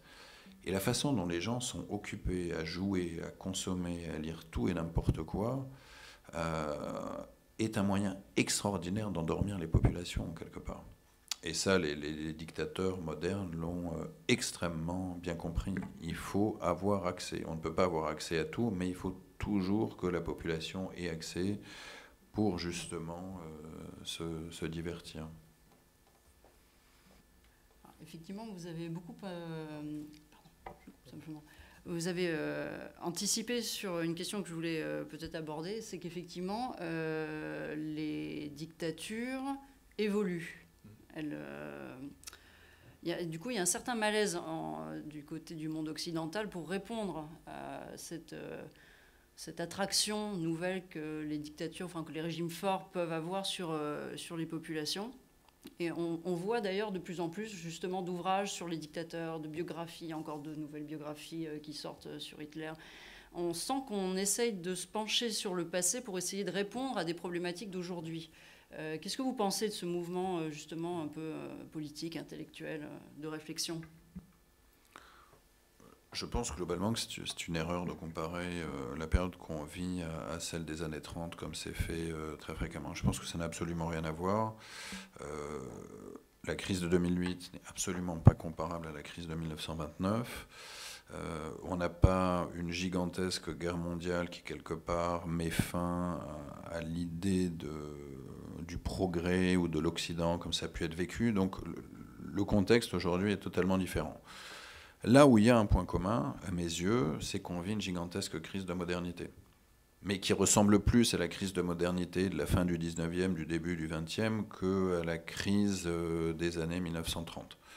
On vit une crise de modernité tout simplement parce que depuis une génération et des poussières, eh bien, tout notre référentiel a changé, a explosé. Vous avez une gigantesque césure économique, technologique, vous avez une gigantesque césure démographique, avec de gigantesques migrations, et vous avez une gigantesque césure climatologique qui est en train de se confirmer. Donc évidemment, donc c'est une crise de modernité, c'est incroyablement anxiogène pour tout le monde, parce qu'on a l'impression que finalement on pouvait appuyer sur tous les boutons qui sont... dans le domaine qui appartiennent au chef de l'État, ils semblent totalement impuissants. Personne ne semble vraiment avoir d'idée pour réguler ou régler ces questions-là. C'est comme si finalement toutes ces questions dépassaient les dirigeants politiques.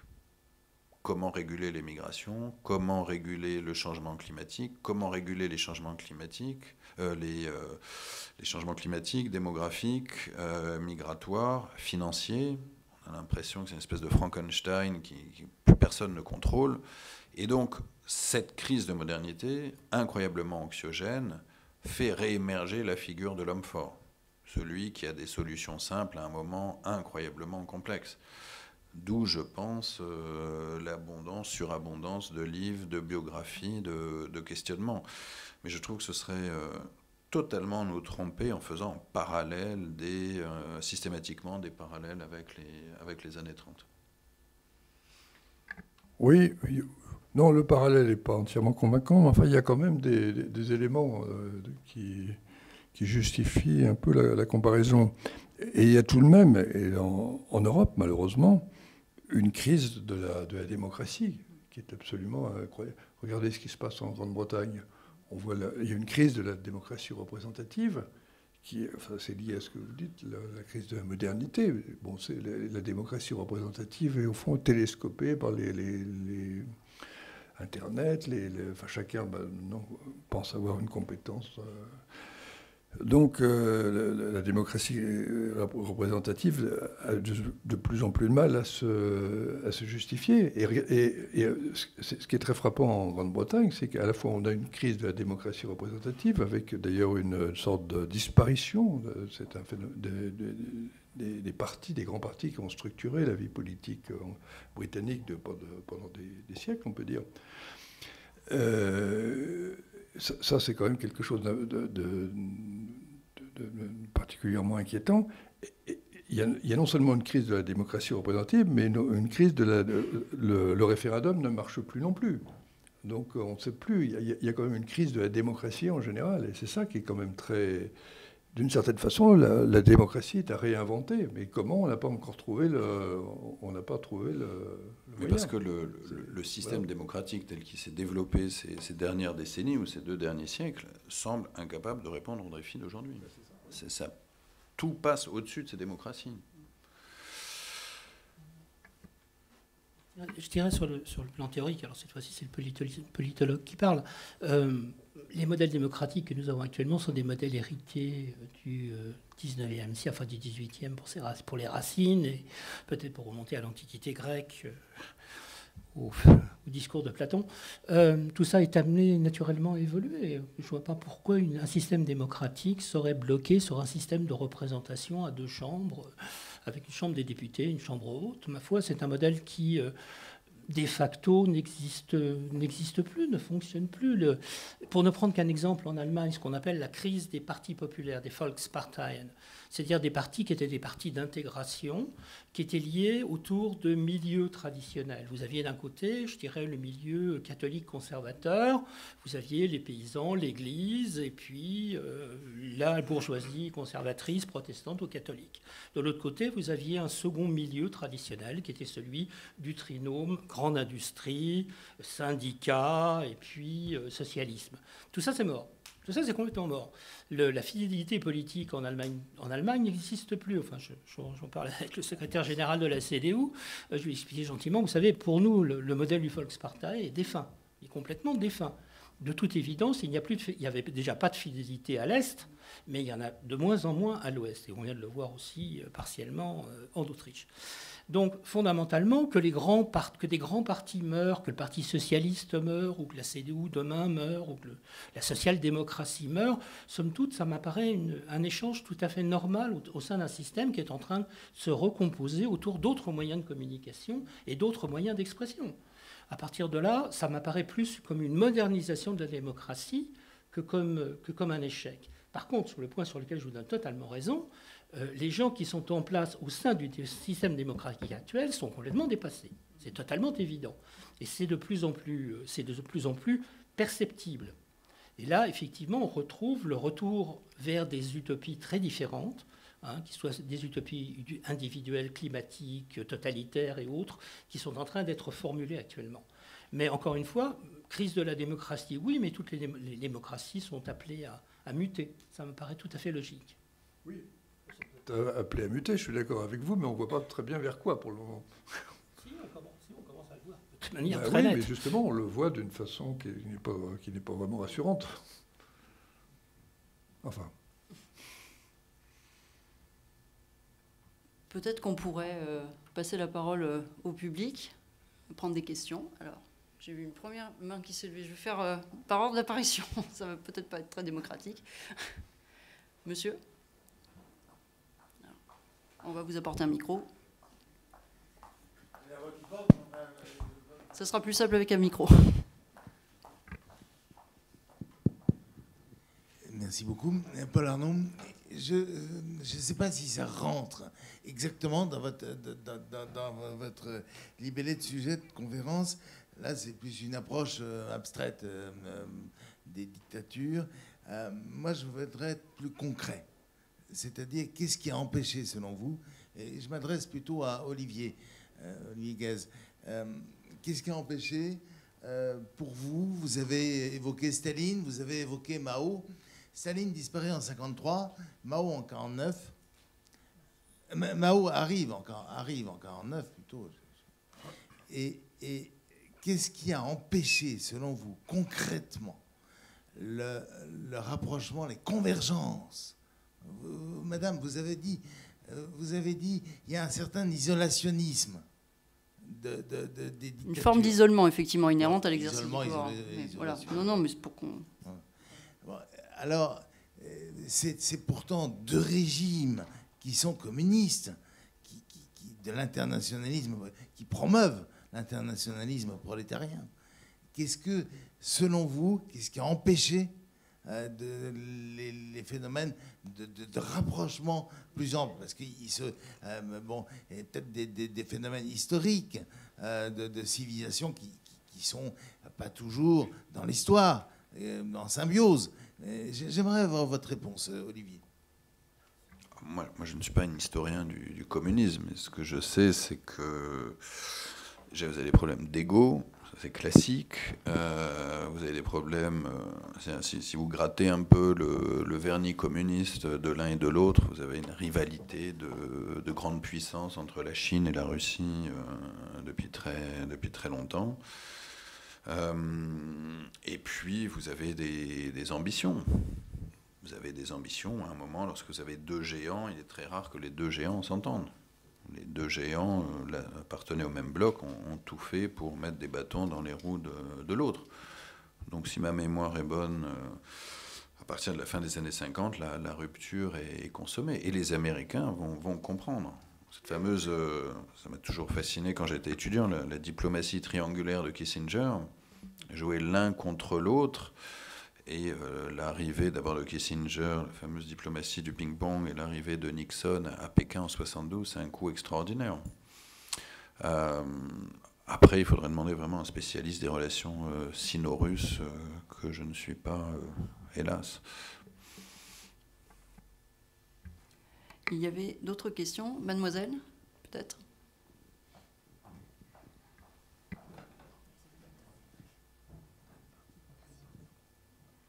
Bonsoir. Je voudrais juste revenir sur la définition d'une dictature ou d'un régime totalitaire.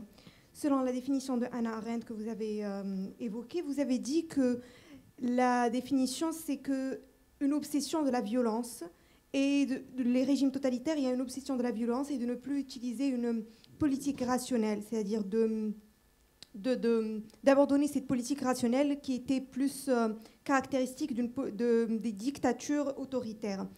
Mais il y a une autre manière de définir un régime totalitaire, parce que cela n'est qu'un moyen, utiliser la violence. Les régimes totalitaires n'utilisent pas la violence pour la violence elle-même. Ce n'est qu'un moyen pour arriver à une finalité. La finalité, c'est d'éliminer toutes les différences.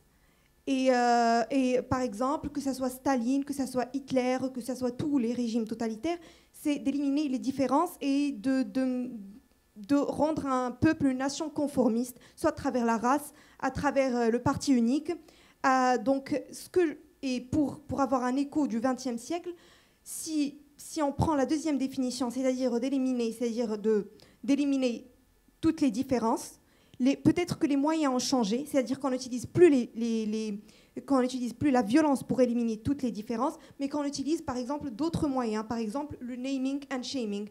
Par exemple, dès qu'on essaie de parler par exemple d'une autre théorie du changement climatique à un climato-sceptique. Dès qu'on essaie de parler par exemple d'identité, on dit à des racistes, des fascistes, donc des termes complètement galvaudés que peut-être que les moyens ont changé, mais la finalité est la même, c'est-à-dire d'éliminer toute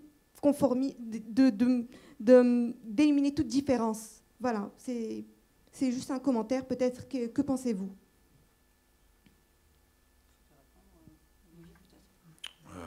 C'est gentil. Monsieur Moreau, je ne sais pas. Non, mais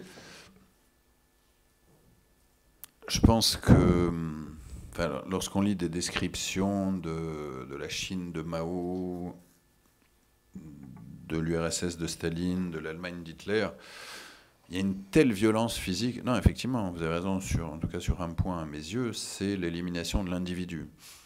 L'individu doit disparaître pour se fondre dans une masse. Et si quelque chose dépasse, on coupe systématiquement. Ça, c'est tout à fait juste. Mais entre finalement ce que vous décrivez comme un monstre doux, d'une certaine manière, et cette terreur au quotidien, lorsqu'à 6 heures du matin, vous avez la police politique qui vous embarque, je pense que la comparaison me semble pas tout à fait... je vois ce que vous voulez dire, mais je pense qu'elle ne fonctionne pas complètement. Parce qu'il y a cette absence d'ultra-violence directe. L'URSS de Staline dans les années 30, à la fin des années 30, c'est totalement délirant. Vous avez des centaines de milliers de personnes qui disparaissent tous les mois. Il y a un livre extraordinaire de l'historien britannique Simon Sebag-Montefiore qui s'appelle « La cour du Tsar rouge », et qui raconte en 2 tomes le quotidien autour de Staline. Mais c'est totalement fou. Staline a fait déporter, assassiner certaines des épouses des hommes qui siègent au Politburo, qu'il voit tous les jours. Et ces gens acceptent. L'épouse disparaît et condamnée au goulag pendant 5 ans, 10 ans. Cette ultra-violence, elle n'est pas comparable à ce qu'on peut vivre aujourd'hui, fort heureusement. Je ne dis pas que la société dans laquelle on vit est dénuée de toute forme de violence, bien au contraire. Mais c'est pareil, ce qui s'est passé à l'époque de la révolution culturelle en Chine, les déportations, l'Allemagne hitlérienne, je ne pense pas que ce soit comparable. Oui, mais la violence est un moyen. La question, c'est pourquoi Staline a utilisé cette violence? Pourquoi Hitler a utilisé cette violence? Quelle est la finalité? C'est d'éliminer toute différence, que ce soit à travers la race, c'est-à-dire une race unique, un parti unique. Donc, il faut, si on veut comprendre un concept, c'est par sa téléologie, c'est par sa finalité, non pas ses moyens. Peut-être les moyens peuvent changer durant les époques, mais la finalité est la même. Vous voyez, peut-être je ne suis pas claire, mais bon... Si, je vois ce que vous dites. Je ne sais pas si la finalité est la même quand même. Heureusement pour nous, peut-être. Monsieur Roussel, vous vouliez intervenir? Oui, au moins pour la Russie, je pense qu'on ne peut pas comprendre ce qui s'est passé sous Staline si l'on ne prend pas en considération le passé de la Russie. Parce que ça... A priori, c'est vrai que ce niveau de violence que vous évoquiez était quand même difficilement explicable. Mais l'histoire de la Russie montre, c'est un pays qui il n'y a pratiquement pas eu de phase libérale. Un petit peu, il y a eu le ministère de la Stolypine sous le tsar, malheureusement ça n'a pas duré bien longtemps. Il n'y a jamais eu et il y a une tradition, il y a un livre d'Hélène Karadankos qui s'appelle une histoire de la Russie, c'est une histoire du crime politique.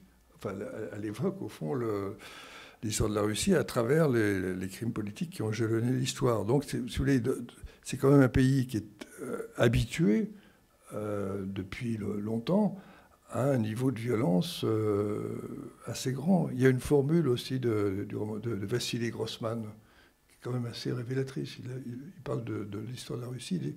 Au fond, ça a toujours été, sa formule, c'est le progrès dans la servitude.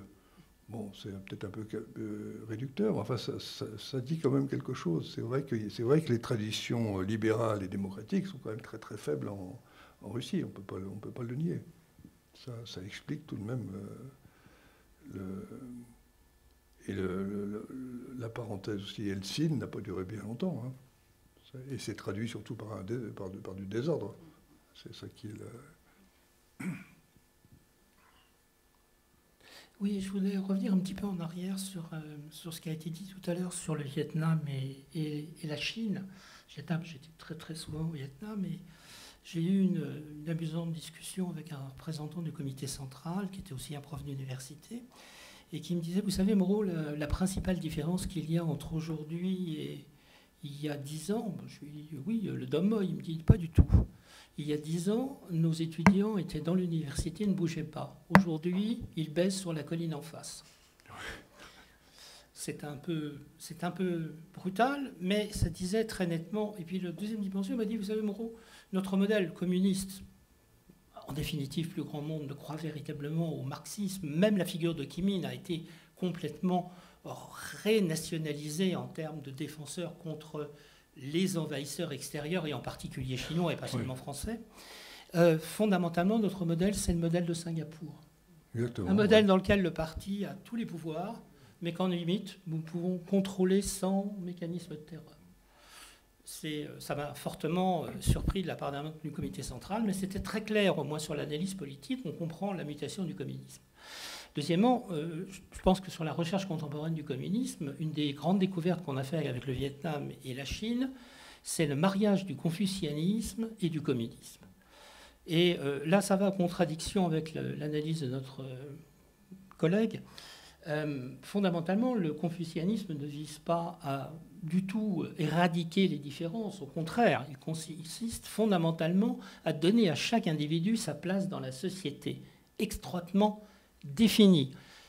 Quelqu'un peut monter dans la société ou reculer dans la société, mais fondamentalement, le principe du confucianisme est de donner à chacun une place bien déterminée. Et le modèle chinois ne va absolument pas dans le sens de l'éradication de l'individu. Pas du tout.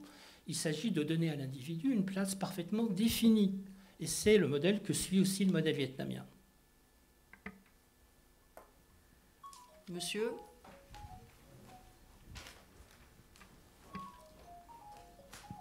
Bonsoir. J'ai 3 remarques. En fait, la première, c'est pour vous, madame. En fait, vous avez dit que Kadhafi a été renversé par son peuple. Donc, Kadhafi a été renversé par une alliance atlantique conduite par les Américains. Non, c'est exact. Ouais, mais, les Français, Sarkozy, le Qatar, oui. les Turcs. Je répondrai après. Secondo, vous avez dit que Kadyrov était là par un pur hasard. Kadyrov, son père, c'était le grand moufti de Tchétchénie, et c'était l'ancien président. Il est mort dans un attentat orchestré par les rebelles tchétchènes. Et la troisième remarque, c'était pour M. Eric Roussel, c'est concernant le sultanat d'Oman. C'est vrai que, surtout la dernière dizaine, c'est devenu une destination touristique. Je ne sais pas si est-ce que c'est lié aux relations internationales de la politique diplomatique du sultanat, qui a des relations, de très bonnes relations avec l'Iran, Israël, les Houthis, l'Irak, avec tout l'engrenage du Moyen-Orient, mais le sultanat est stable. Merci. Alors oui, pour revenir sur Kadhafi, effectivement, oui, bien sûr, Kadhafi ne serait pas tombé s'il n'y avait pas eu une alliance contre lui, de ses anciens soutiens notamment. Je pensais surtout aux images que tout le monde a vues du jour où il est effectivement mort, où il a été littéralement quand même massacré par la population. Pour revenir, aller ensuite sur Kadyrov, il est là par hasard parce que s'il suffisait d'être le fils d'un dirigeant ou d'une figure voilà, qui dirige un pays pour avoir le pouvoir, en tout cas en Tchétchénie, ce n'était pas forcément prévu pour être héréditaire, ça serait Kadyrov. Il représentait surtout un Tayyip, donc voilà, en Tchétchénie, c'est encore une forme tribale comme ça des grandes familles qui ont des obligés, etc. Kadyrov, il représentait ça. Il se trouvait qu'il était là. Ça arrangeait Poutine. C'était plus facile de donner le pouvoir à quelqu'un qui était dans ce système-là que de laisser soit la Tchétchénie au chaos, soit d'aller mettre un Russe à la tête de la Tchétchénie, ce qui n'aurait pas du tout conduit à la population tchétchène. Enfin, voilà. Donc, c'est pas un pur hasard, mais c'est pas non plus... Enfin, voilà. Monsieur Roussel, sur la question que... Vous aviez une question pour Monsieur Roussel, c'est ça? Sur le sultanat d'Oman, je crois, c'est ça. Vous savez, je ne suis pas un spécialiste du sultanat d'Oman, ça m'est venu parce que j'ai fait ce séjour de vacances. Et ce qui m'a frappé, c'est, bon, encore une fois, je n'ai pas fait une enquête auprès de la population. J'ai simplement, ce que j'ai ressenti, c'est qu'apparemment, l'autorité du sultan a l'air d'être acceptée. Je crois qu'il y a eu au moment ce qu'on a appelé le printemps arabe, il y a eu des mouvements qui ont été beaucoup moins forts que dans d'autres pays et qui ont été calmés assez vite parce que le sultan a fait ce qu'il fallait faire, enfin, a augmenté les salaires, etc. Bon, ça s'est traduit par des équilibres des finances publiques. Et puis il faut dire aussi, alors ça c'est quand même assez étonnant, c'est que c'est un pays, finalement, d'après ce que j'ai compris, qui vit quasiment... Bon, il a de très bons rapports avec tout le monde, mais il vit quasiment en autarcie. Le travail est réservé, j'allais dire qu'il applique presque le programme du Rassemblement national en France. C'est-à-dire que non, mais c'est vrai. Le travail est réservé aux Omanais. Il y a des travailleurs étrangers, mais qui ont de bas emplois. Donc tout ça est organisé de façon à ce que la population se déclare plutôt satisfaite. Et je crois que le revenu moyen par habitant à Oman, c'est quand même assez frappant, est de 25 000 € par an. Donc ça veut dire que ce n'est pas un pays pauvre. Hein. Il y a des autoroutes qui sont illuminées jour et nuit. Enfin, pas jour et nuit, enfin la nuit surtout. Si les écologistes voyaient ça... Comme en Belgique. Oui. En Belgique, c'est comme ça. Eh oui. Oui. C'est peut-être un signe précurseur de dictature. L'autoroute illuminée. Mademoiselle, qui a déjà le micro. J'ai une question beaucoup plus prosaïque et beaucoup plus simple. Monsieur Guez, vous avez évoqué tout au début, en parlant des dictateurs, vous avez fait la liste et vous avez dit Lénine suivi de Staline. Et du coup, je m'interrogeais juste parce que c'est vrai qu'on entend peu le nom de Lénine. Alors, est-ce qu'il a été effacé par Staline ou pourquoi vous l'avez qualifié de dictateur ? Pourquoi j'ai qualifié de Lénine de dictateur ? Parce que c'est vraiment le précurseur du dictateur au XXe siècle. Veut dire que certains sympathisants communistes ont toujours voulu opposer Staline à Lénine, comme quoi Staline aurait dénaturé le projet de Lénine, mais dès le départ, le projet léniniste est totalement mortifère. C'est un fanatique absolu, Lénine. C'est un assassin, mais dès le départ. Alors, les circonstances de la révolution russe sont particulièrement tragiques, complexes, mais le projet léniniste bolchevique est totalement mortifère. Il faut changer de société, il faut littéralement massacrer les opposants, et c'est ce qui se fait rapidement. Simplement, Lénine a eu la chance, pour lui, de mourir assez rapidement. En gros, il dirige la Russie pendant 4 ans, 5 ans, maximum. À partir de 22, il est complètement... il est KO, il est malade. Et il va mourir début 24. Par contre, Staline va rester au pouvoir totalement pendant 25 ans, et donc quasiment une trentaine d'années. Mais Staline est le continuateur du programme léniniste. Monsieur Roussel, vous vouliez... Non, je veux dire, ce qui me venait à l'esprit, c'est en ce moment en Espagne, vous savez qu'il est beaucoup question de l'exhumation de Franco, puisque le tribunal suprême, je ne sais plus, la Cour suprême, oui, a en principe autorisé, mais enfin bon, c'est un processus qui va encore demander du temps, parce qu'il y a encore des voies de recours, etc. Et c'est ce qu'on vient de dire, ce que vous venez de dire sur Lénine qui m'y fait penser. Quand on va à Moscou, on peut toujours visiter le mausolée de Lénine. Il est là. Il avait été question, il me semble, surtout sous Helsinki, d'enlever Lénine, comme on a enlevé Staline. D'ailleurs, Staline est enterré au pied du mur du Kremlin. Et d'ailleurs, moi j'ai le souvenir, il y a une vingtaine d'années, je faisais des recherches sur De Gaulle. J'ai passé pas mal de temps dans les archives soviétiques qu'on pouvait un peu voir à l'époque. Et j'avais une historienne, on peut dire un peu soviétique, qui me conduisait tous les matins sur la tombe de Staline. Et elle me disait, regardez comme elle est. C'est vrai qu'elle était très fleurie. Mais celle de Lénine, la dernière fois que j'y suis allé, c'était une dizaine d'années. Elle existe toujours. J'ai pas l'impression qu'elle est très visitée. Elle est là, au fond, comme... je ne sais pas, un peu comme Toutankhamon, quoi, un petit peu comme... C'est Ivan le Terrible. Mais d'un autre côté, on peut se demander si ça ne dit pas quelque chose aussi d'un régime. Et c'est là tout le problème de Franco, parce que, Franco, il est dans ce mausolée immense qu'il a fait construire. Pendant des années, au fond, personne n'y faisait plus attention. Je ne sais pas si je suis pas retourné en Espagne très récemment. Est-ce qu'il était l'objet, est-ce qu'il y avait des pèlerinages, je n'ai pas l'impression qu'il était l'objet vraiment d'un culte. là, évidemment, les choses se radicalisent.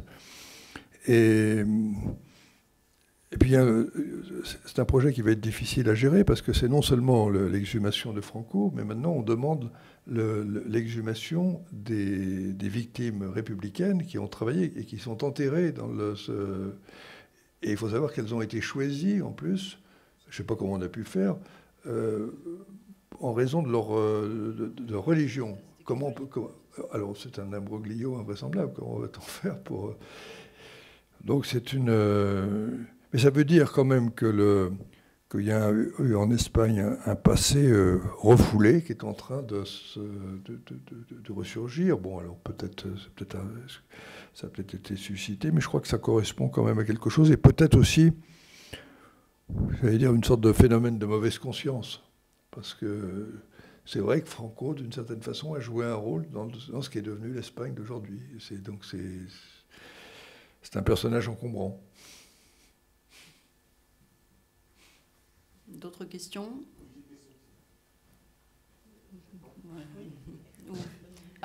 Alors monsieur d'abord, si vous permettez, qui attend depuis un petit moment. Merci. La question est simple, en fait. Comment vous dire? Il y a certaines, oui, on va dire des dictatures, comme la Russie et la Chine, comment vous dire? Ils utilisent des moyens comme une sorte d'expansionnisme médiatique, diplomatique. La Russie, par exemple, avec Russia Today, Sputnik, leur implication par rapport aux élections aux États-Unis, aussi certaines choses par rapport à l'élection en 2017 par rapport à Macron, etc. Quoi d'autre? L'expansion au niveau territorial par rapport à la Crimée, l'Ukraine. Je pense qu'il y en a d'autres sur la liste, mais je ne veux pas m'avancer. La Chine... Le financement de tous les partis d'extrême droite en Europe. Et sans parler, et certains partis, notamment certains élus, il y en a un, Thierry Mariani, qui a eu des visites là-bas, etc., en Russie, cette fascination. Salvini, Orban, la Chine, par rapport à son projet de la nouvelle route de la soie, effarant. Moi, quand j'ai vu ça, voilà, c'est une sorte un expansionnisme économique, culturel, de la corruption à gogo, évidemment, pour tous ces pays de l'Union soviétique, de l'ex-URSS, les pays soit ouzbek, les Tadjikistan, etc. Donc voilà, donc maintenant, ces régimes, maintenant, ils dépassent les frontières, ils veulent aller au-delà. Hein, ils sont assez gourmands. Et je vois que si on a un Salvini, Orban, et peut-être l'Espagne aussi, quand je vois le parti, je crois, Vox, qui a gagné les élections dans les élections régionales en Espagne, il y a une influence médiatique, etc. Donc, ils sont renversés la table, en fait. Voilà, par ce moyen, un peu soft, un peu délicat. Quand je vois certains journalistes ils étaient sur France 2, qui basculent chez Russia Today, c'est waouh! Vous voyez, je ne veux pas citer de nom. Donc voilà, c'est assez troublant, assez waouh. Et en plus, le désir de notre jeunesse en France, en Occident, j'ai envie de dire, parce qu'il faut dire les choses, qui est en permanence en mode selfie, qui est fasciné par les hommes forts. Bon, voilà, c'est assez troublant. Monsieur Moreau. Oui. Sur Vox, là, il y a une erreur fondamentale. C'est le seul parti d'extrême droite, à notre connaissance, qui est anti-Poutine. C'est une curiosité locale parce que Poutine a soutenu la Catalogne, l'indépendance de la Catalogne sur une stratégie anti-européenne, et Vox est en fait un héritier du principe national espagnol. Donc on a une vision, encore une fois, très très claire actuellement des modes de financement internationaux de la Russie dans les partis d'extrême droite. Pas seulement, il y a bien d'autres champs d'intervention russe. Mais sur Vox, là, de manière très claire, ils sont anti-Poutine. C'était une remarque connexe. D'autres questions? Monsieur? Non, vous... Qui? Monsieur. Vous n'avez pas du tout parlé de la Corée. Effectivement, c'est une erreur. Nous pourrions en parler, Monsieur Moreau, je pense intervenir sur le sujet de façon très intéressante. Oui, Sur la Corée, parce que je travaille beaucoup sur la Corée à cause de la parallélité du phénomène possible d'une réunification.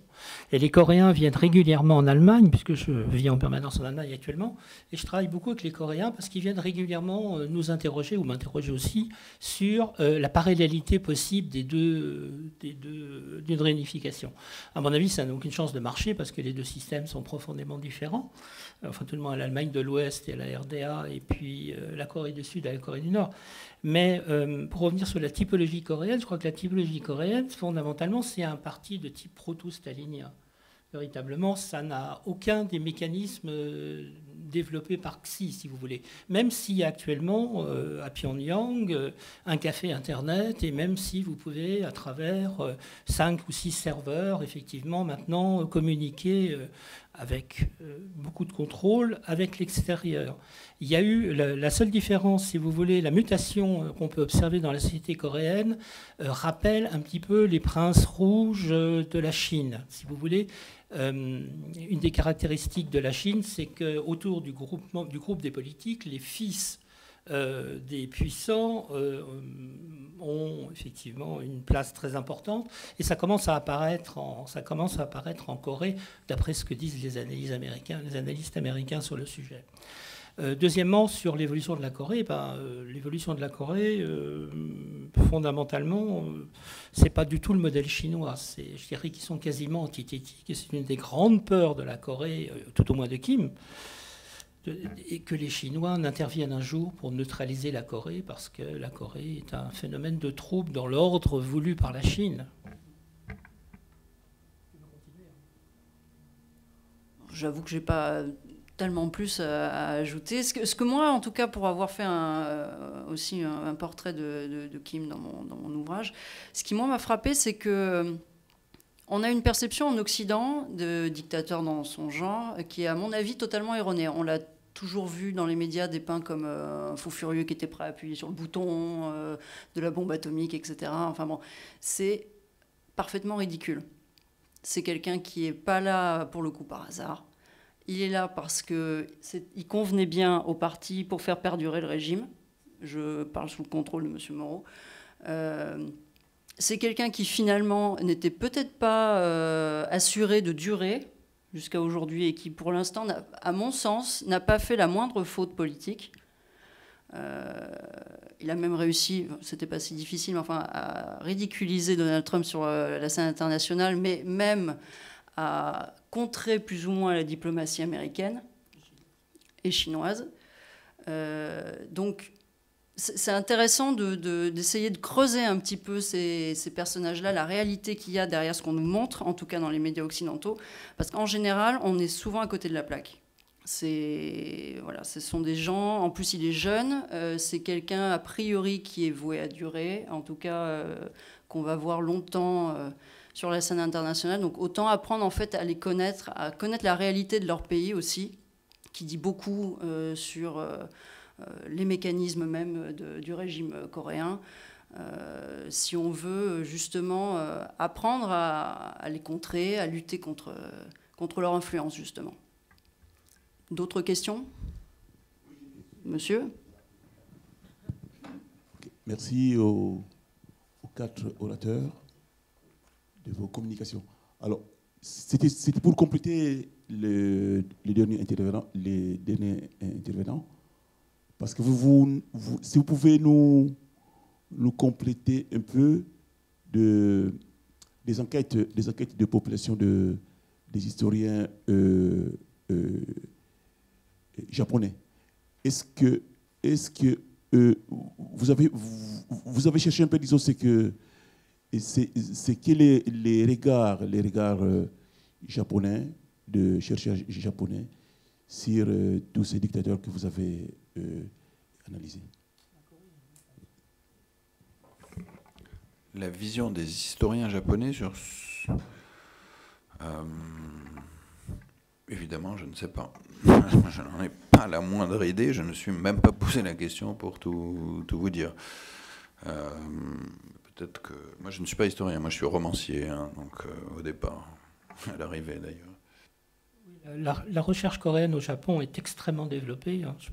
Je passe souvent par le Japon pour aller voir, effectivement, écouter ce que disent les Japonais sur la Corée, parce qu'ils sont très attentifs au phénomène de la Corée du Nord, qui est une véritable menace pour le Japon. Oui, la vision est très claire. Ils ont une vision extrêmement négative de Kim, mais ils le tiennent pour un élément complètement rationnel.